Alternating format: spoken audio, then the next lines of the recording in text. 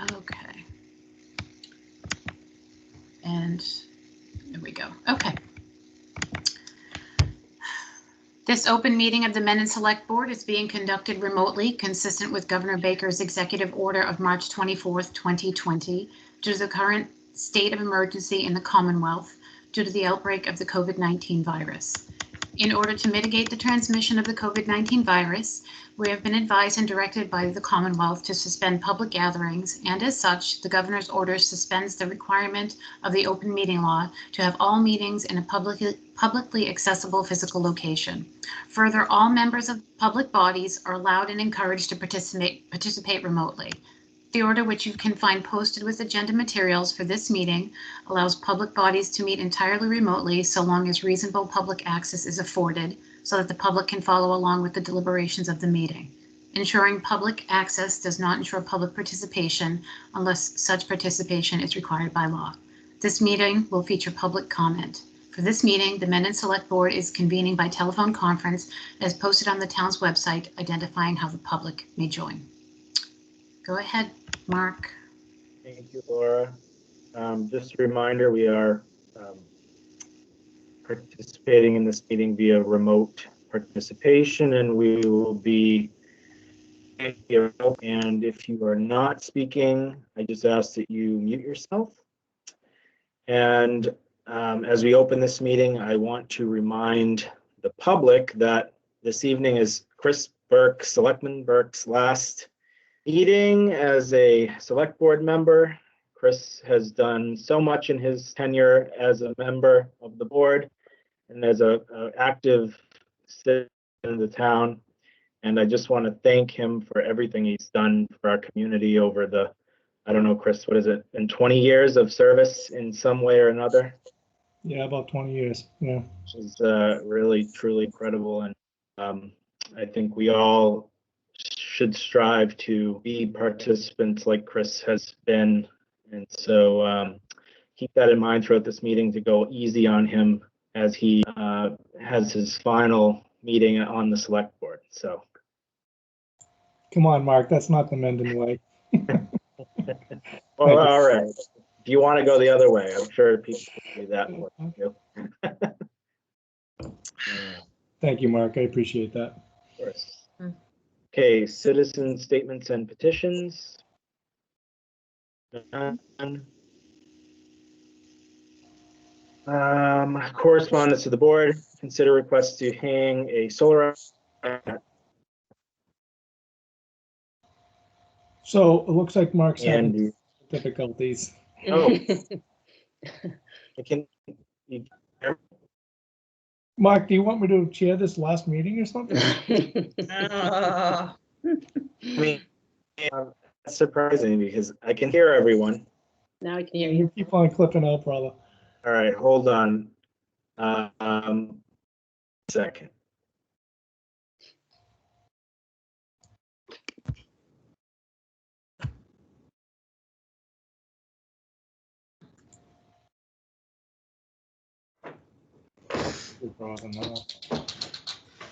Swapping over to another Can one. you hear me now? I can hear you. Still a little choppy, but go for All it. right. Let me try this.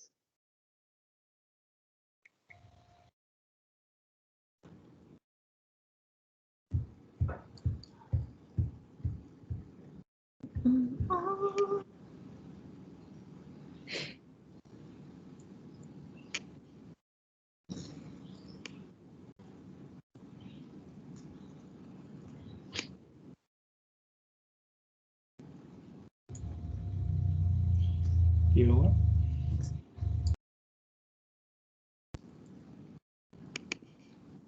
You might try turning your camera off. Is that better? How's that? Give it a shot, Mark. Can you hear me now? Yeah. Okay. All right, Ann, do you want to talk about the sign? Sure. The Solarize program is ending on June 15th, and then we wanted to put the banner on that side railing on the town hall just to let people know that it's ending. And then we would take it down June 15th. Okay. Anyone have a concern on that? I move to authorize Ann Mezar to hang a solarized Mendon banner on the side railing of Town Hall until June 15th, 2021. Second. Okay, all those in favor? Burke, aye. Tenio, aye. Real eye. Okay, everyone can hear me okay still? Correct. Mhm. All right, good. Thank you. Thank you, Ann. Okay, discuss, consider street names for 29 Hartford Ave West subdivision. We have a list of options here. John, do you want to chime in here? I mean, have some So histor- we have a 7-lot open space subdivision that we're doing at 29 Hartford Ave West. And I know the selectmen usually pick the street name in town. So we've just submitted the preliminary plan, but before we go through definitives and we have all the streets labeled wrong and have to redo all the sets of plans, I'd like to get a street name from the selectmen so that we can call the subdivision the right name, the street the right name, and we don't have to change plans later on. Sure. So we have a list of some historic names here in front of us. And truthfully, I don't have a preference of which one we pick here. Do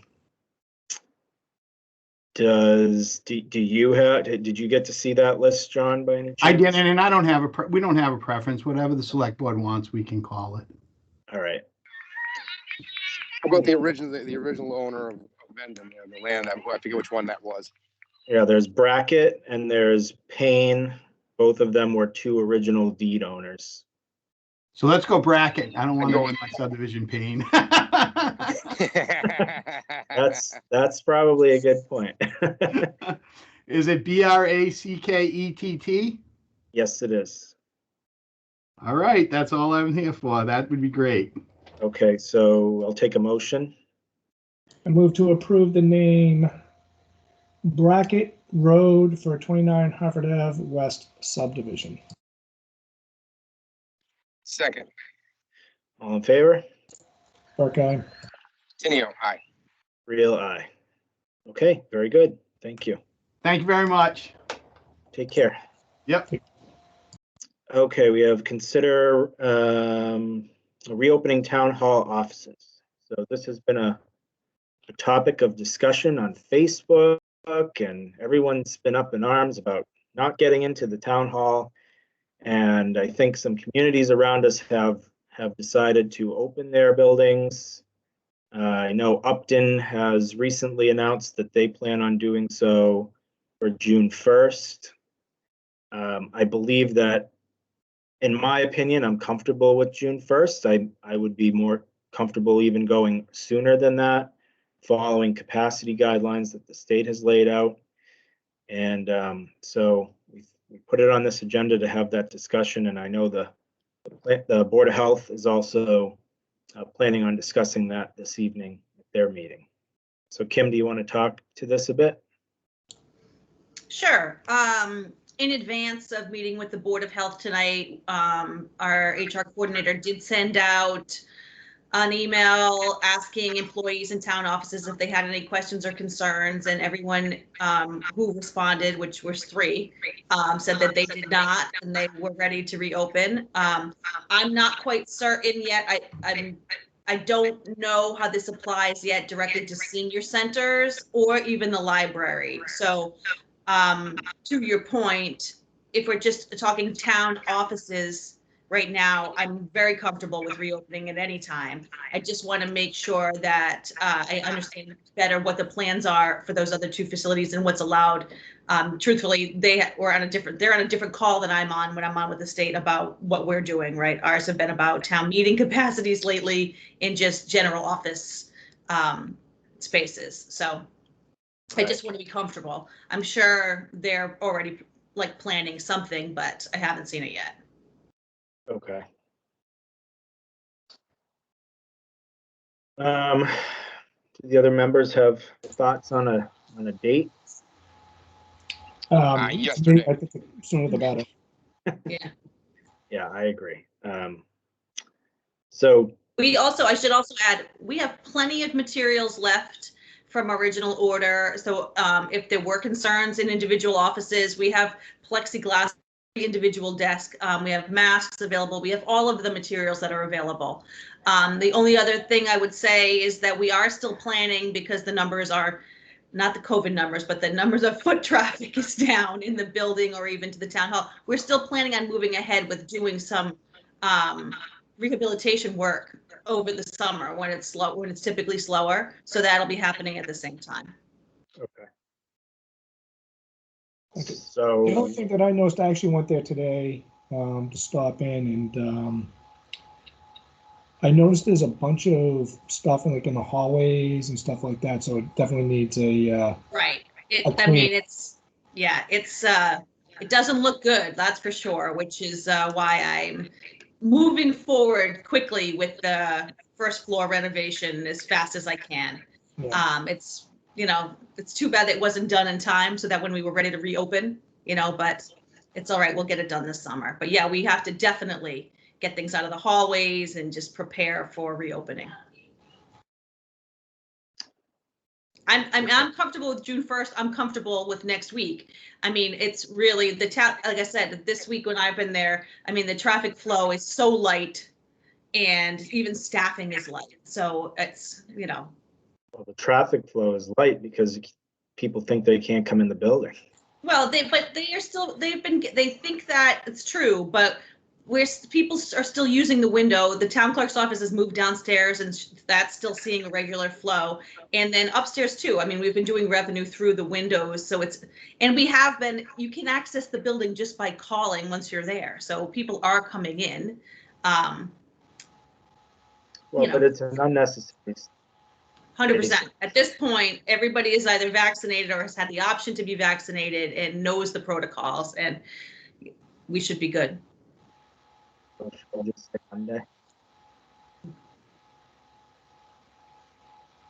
Yes, Monday. Good. What's the date? The 17th. 17th? Yeah.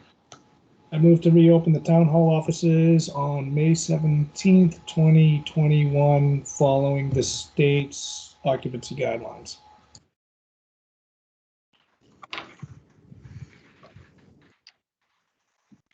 I'm assuming. We need is a it second. Okay. All in favor? Burkeye? Tenio, aye. Real eye. Can I Okay. recommend that something goes in the town crier to inform people that the town hall offices are going to be reopening? That's a good plan. So one of the other things that's really the next, and Dan had already mentioned this in an email, the state is planning on continuing to allow us to meet virtually. That hasn't changed until the state of emergency changes. So I don't know if we want to try to go back and do these hybrid meetings again, or we want to have each board determine whether they're just virtual or they're in person, or how we want to handle that. I mean, that's a little bit more tricky than just day to day. Can I ask a quick question? Dan, you've been dealing with the hybrid meetings with planning, specifically in zoning. How frustrating has the technology been? Do we need to? Again, my opinion on this would be that even after this whole thing is over, that now that we have this set up, that maybe we should look into some new equipment that would allow us to do these type of hybrid meetings, to allow people to view via Zoom from home, or Teams from home. Mm-hmm. So I can tell you, I mean, in general, they're working, but I think if we're serious about this hybrid methodology, the biggest issue is staffing. I can't attend every meeting from now until forever.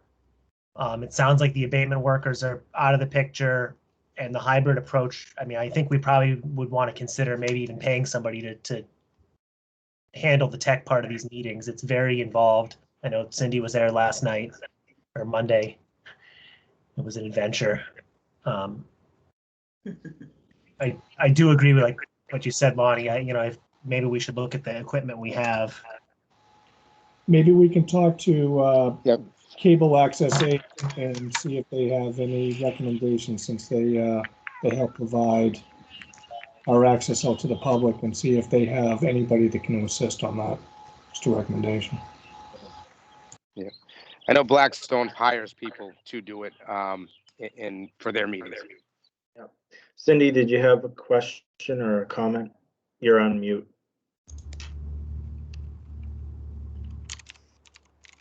I'm not sure, once the emergency is lifted, what your options are going to be.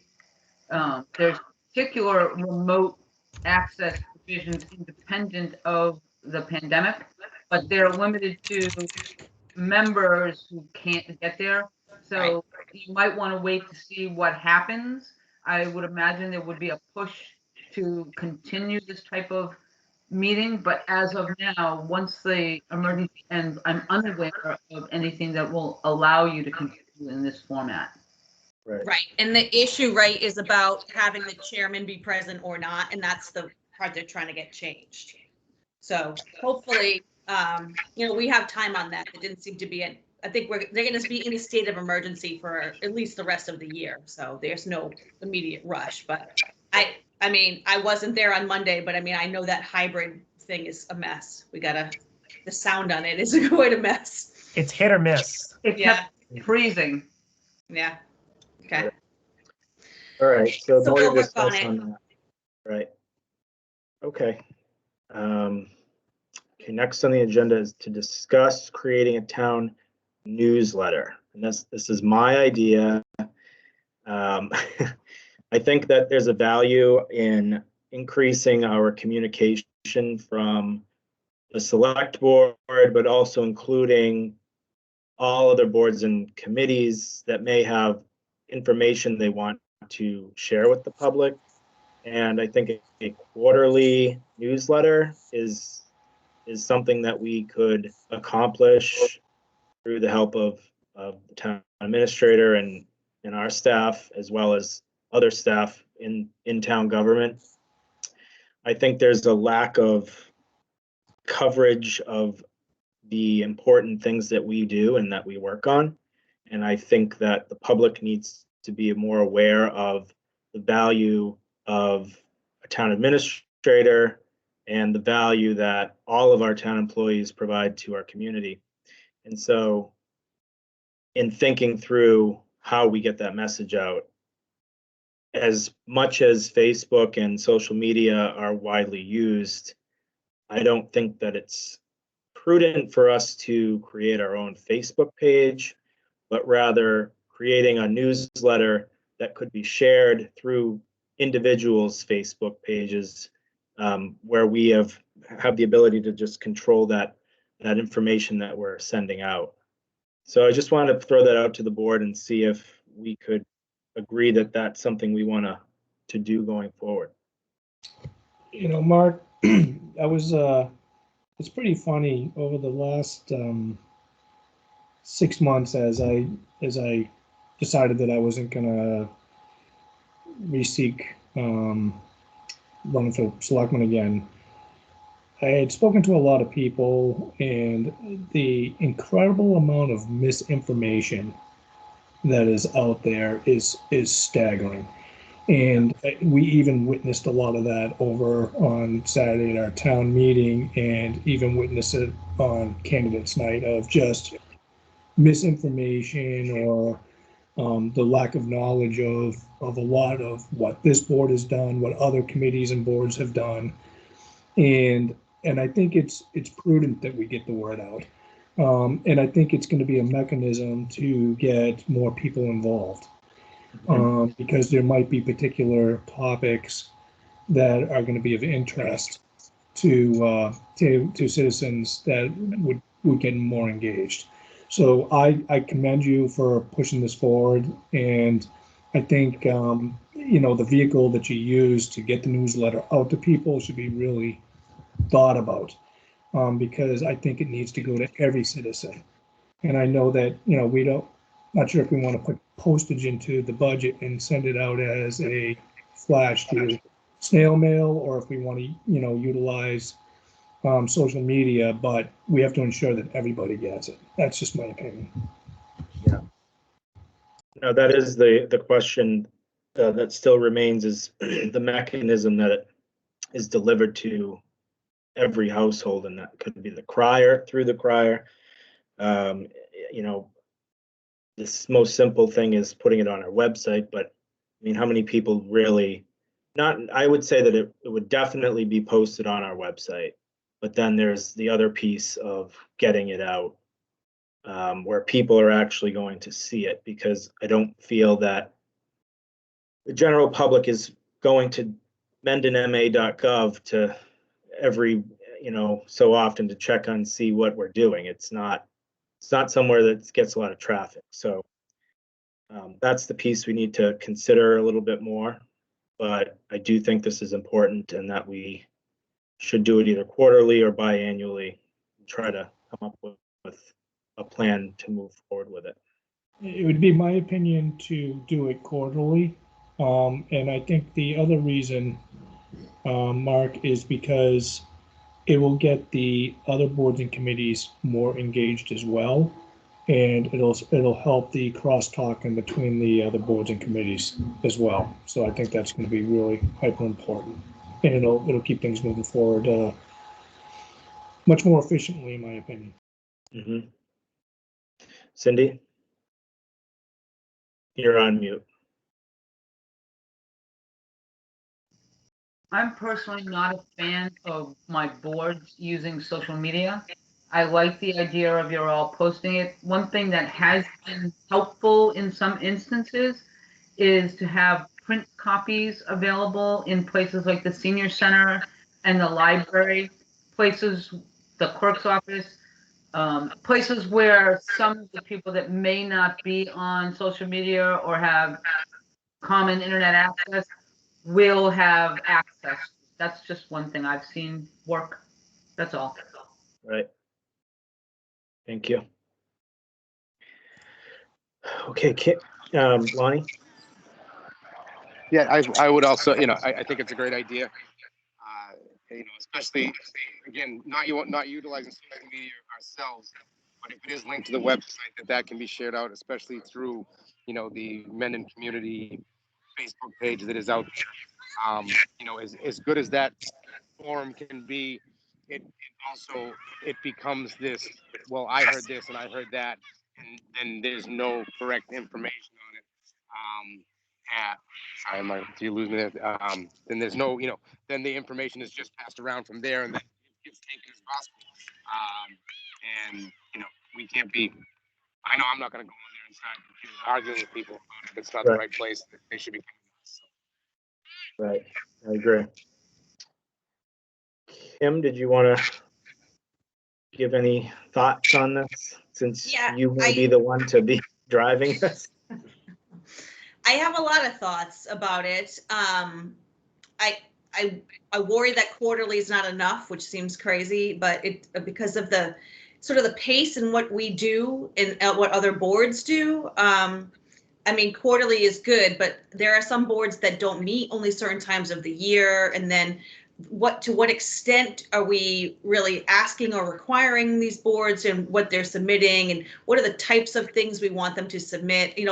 My main thoughts just go to, we want this to look as professional and as organized as possible when it goes out. And I know we struggle with that with this annual report. You can't see it, but I mean, it comes in.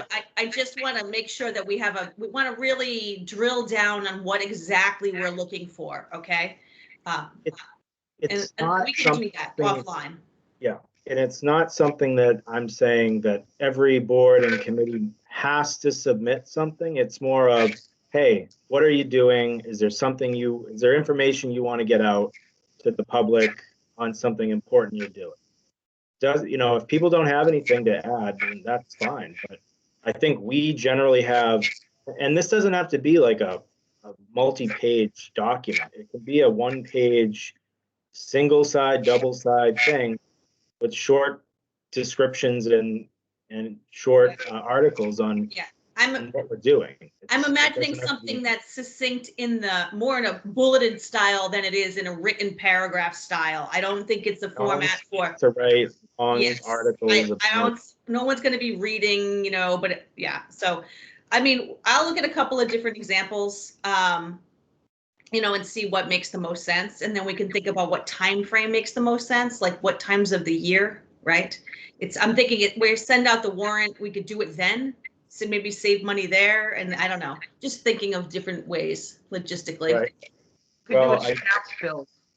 Tax bill, right, like there are different, right, So I do want to, this will probably be on the next agenda as well. So Yeah. we'll keep this moving. yep, that's fine. Okay. Thank you.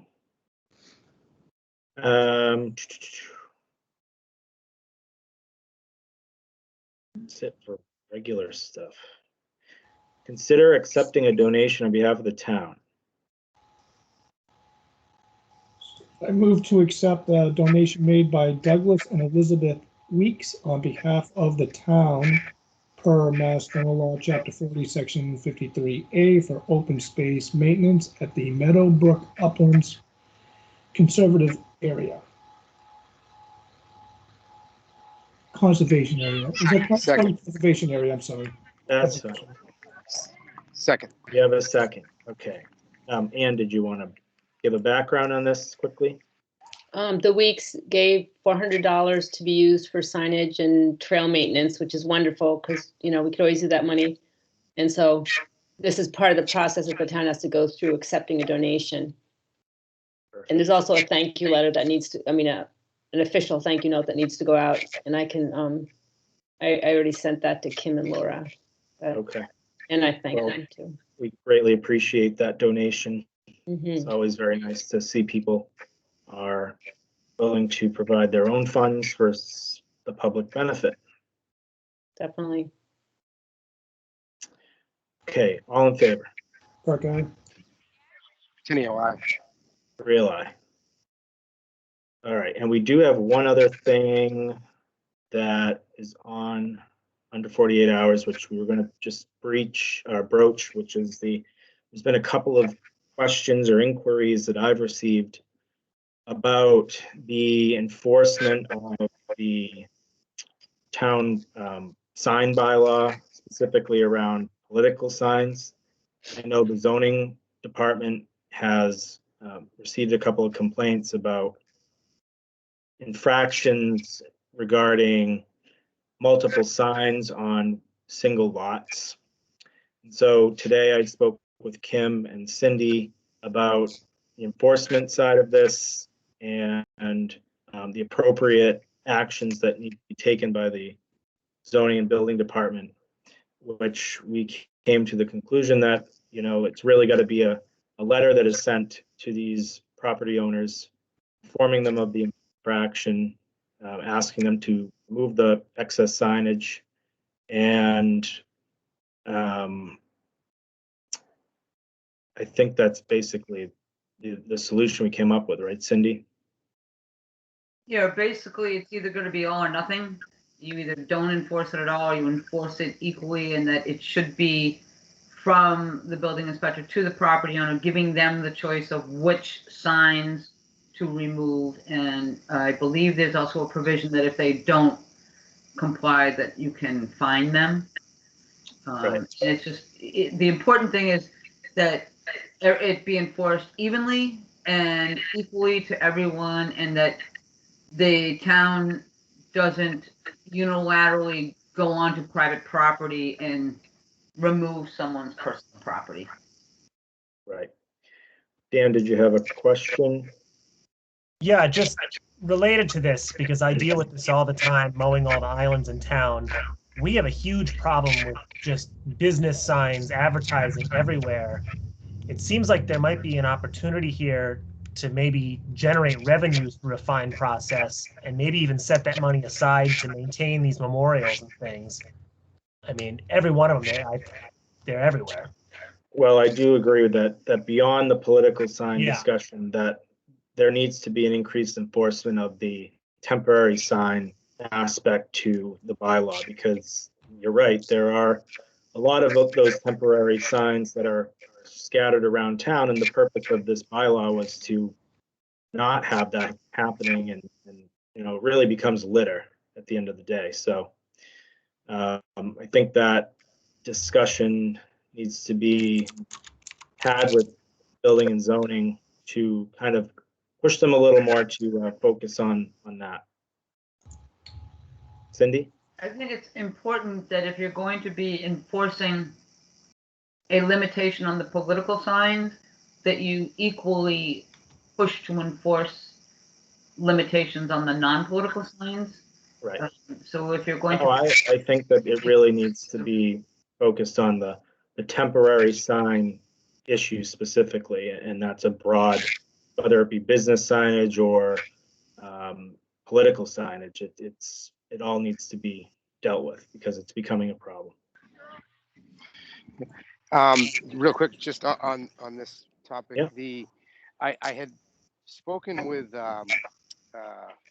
sorry, his name's eluding me at the moment, John Erickson, the building inspector, regarding, he had kind of this slew of changes, items on his list from even before this political thing started with COVID. Everything kind of got tabled, and but we had some discussions about even legalities of our bylaw and if they were tested and blah blah blah. Not that we're going to end up in the Supreme Court, I would hope not, over a political sign or even a temporary business sign, but I think maybe that if we can get that on future agendas to work with, he had some what seemed to be good ideas just in the short discussions about even flow of permitting, flow of the other ways the building department works, and he did mention the sign bylaw only because he had dealt with it at such great length in Milford, and found that a certain ways that even we were doing things which were kind of the same as Milford showed that they were really not even legal for us to try to enforce. But I would defer to council and laws on that to try to see what we can adjust to make it correct. But anyway, I'll stop there. Well, no, I mean, I've always said we need to address this bylaw and make some adjustments, but I think that discussion can be had down the road in short order, though. And really, it's a planning board thing, and I've asked planning board about addressing some of my concerns with it, and that hasn't happened yet. But maybe we need to revisit that as a select board and communicate that with the planning board. And Lonnie, just so you know, Cindy and I have already begun talking about the routing slip / organizational processing issue that he's also interested in for that department.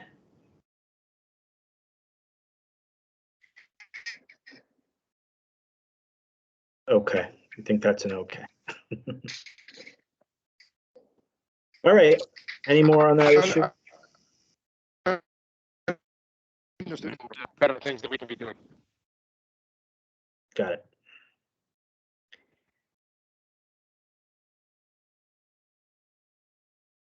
Are we all good on that? Yeah. Ann? Oh, you're leaving. Bye, Ann. All right, so we will enter into executive session. I move to enter into executive session under Purpose 3, Mass General Law, Chapter 30A, Section 21A3, to discuss strategy with respect to collective bargaining with the Mendon Town Hall Union, Local 272, Mendon Highway Department Union, Local 272, Mass Coalition of Police Union, AFL-CIO, Local 188, to discuss an open session may be detrimental to bargaining. Roll call vote is needed. We will reconvene only to adjourn. Second. I don't need you. Sorry. I mean, I do, but I don't. Not for this. Should be fast. Okay, wait.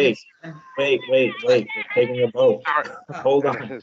Sorry. One quick second before we actually vote and everybody leaves. Look, I know you thanked Chris in the beginning. I wanted to thank Chris as well. Personally, Chris and I first met each other working at EMC together a long time ago, and working in the town with him has just been a pleasure. I'm very sad to see that you're leaving. And I just hope that whomever fills your shoes is as capable and as you are. And I can't thank you enough for everything you've done. Thank you, Lonnie. It's been a pleasure serving this community for the last 6 years as a selectman, and my years on the FinCom and the other roles that I've done in the town. And you know, it's been a long time, and it's time to take a break. But I had the pleasure of working with a real capable board, and, extremely capable town administrator. We've gotten an incredible amount accomplished in this the time that I've been on the board. Mark's been with me the whole time, and Lonnie's been with me a bunch. And you know, I'm really proud of how we've moved this community forward. We've made a lot of progress, and just implore you guys to keep the train moving. So thank you very much. Thank you, Chris. Okay, all in favor of entering executive session? Burke, aye. Tenio, aye. Real aye. Thank you, everyone. Thank you. See you there.